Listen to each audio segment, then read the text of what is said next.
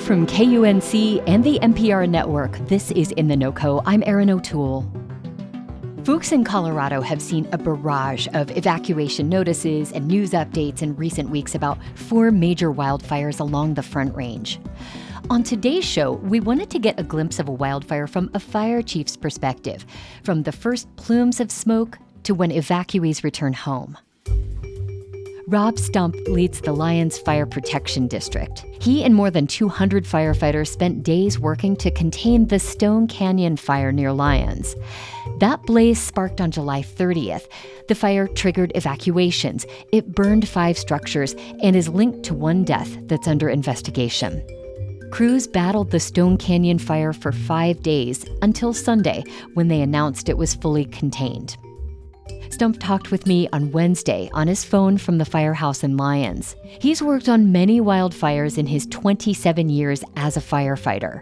And while the temperatures were brutal, he said the unusual terrain was part of what made the Stone Canyon blaze so dangerous. Lyons is an incredibly vulnerable community. We are set in the foothills of the mountains. Some of the terrain is pretty rough terrain. And we have a lot of development here that is essentially one way in, one way out. And it was certainly cause for some concern the morning that the fire broke out. What was the moment when you realized this wasn't going to be something tiny and easily stamped out? Yeah, from the word go. We got a phone call from one of my paramedics that was here in town. He called into the station and said, "Hey, we got smoke up on Eagle Ridge." I immediately kind of thought, I hope he's wrong about that. I jumped in my car, pulled out of the parking lot of the firehouse. Mm-hmm. As soon as I turned onto 3rd Street, I could see the fire at the top of Eagle Ridge, and it was already ripping. It was already well involved, and I knew immediately this was nearly a worst case scenario for us.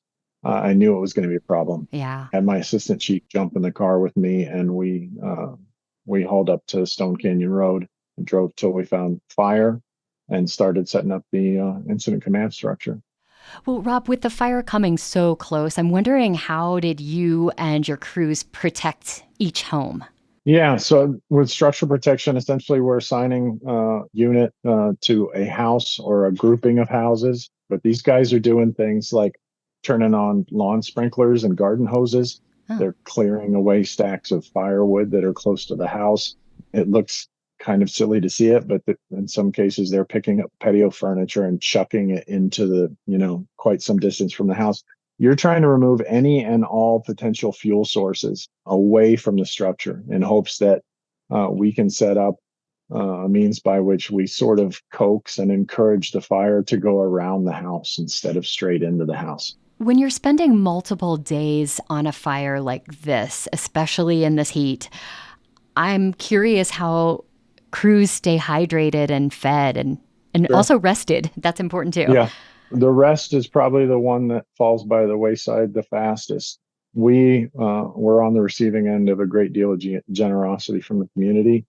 Home Depot brought us more bottled water than we might be able to consume in the summer. We have pallets and pallets of water and Gatorade around the station still. So hydration is pretty good. You just have to be diligent about reminding your staff to take all that they can carry with them on their engines. The joke of fire camp really is that you may gain weight while you're here because we are eating well. But the rest, the rest part of it, the sleep deprivation, is the one that we've not really gotten a handle on. We did have a lot of community members offer up rooms in their homes or their entire homes, oh, wow. VRBOs, Airbnbs. Mm-hmm. We utilized the boardroom over at Town Hall as a sleeping quarters for some exhausted firefighters. Huh. At some point, you just have to recognize when somebody is wiped, you have to make them go lay down. You have to make them go home. And there were a couple of days for sure, myself included. I think the first day I worked 39 hours straight before somebody said, "Dude, go home. You're not going to do anybody any good here." Yeah. But I had the same talk with some of my crews. I said, "You 3 in bed upstairs. I don't want to see you. It's not because I don't like them. It's not because I didn't have work for them to do. I just need them to get the rest." But when you're dealing with fire advancing on structures and on towns, and you have limited resources, sometimes we stretch that out a little bit more than we probably should. How many firefighters were working the Stone Canyon fire at the height of the blaze? We were estimating somewhere on the order of about 225, I think, at its peak. And then as the things started to kind of reconcile themselves, we dropped down to about 150. And then last 3 days, it's been down to probably in the teens, mostly county resources. Us and a couple of crews from out of town are still here. And do you know where some of the firefighters were coming from? Oh, yeah. From all over God's green acre. Hmm. Probably the furthest away, we had a hand crew here from Pennsylvania. Oh, wow. It turns out they had already been in Wyoming working on some fires up there. And so they just got diverted down here when the Stone Canyon fire started. We had engines from Pueblo.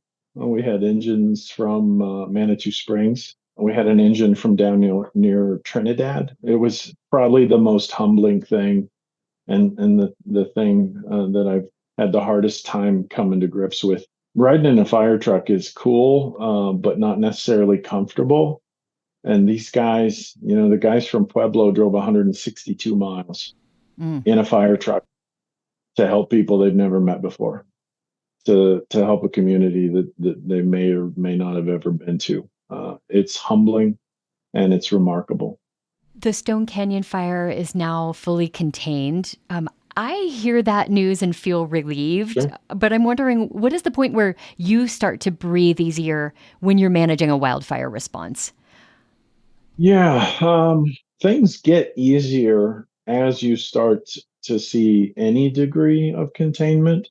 The urgency just starts to diminish as you see that percentage increase. And so when we started to navigate into 5%, 25%, 30%, things are certainly going your way now. We're on the downward trend on this, and the sense of urgency and the immediate threat to life and property is gone. Hmm. But even yesterday, we were out again dealing with some of the trees that are still smoldering. And so over the course of the next several days, we'll transition, we'll notify dispatch that we've gone from containment to full extinguishment. And it'll take a couple of days of us not going out and putting out, smokes, not having to deal with something smoldering. But we're also, it's peak season for us, and we're on high alert because we're getting weather that moves in almost daily with lightning. Hmm. And we fully expect that this is not the end of the season for us. Rob Stumpf is chief of the Lyons Fire Protection District. Thanks so much for the work that you do, and thank you for talking with me today. Thank you. I appreciate that very much. Rob noted that on Tuesday, he got to meet up with some homeowners who had returned home after being evacuated. He said the gratitude those folks showed him and the other fire crews is part of why he's been a firefighter for 27 years. You can find more information about the wildfires in Colorado at KUNC.org. I'm Erin O'Toole. Thanks so much for listening.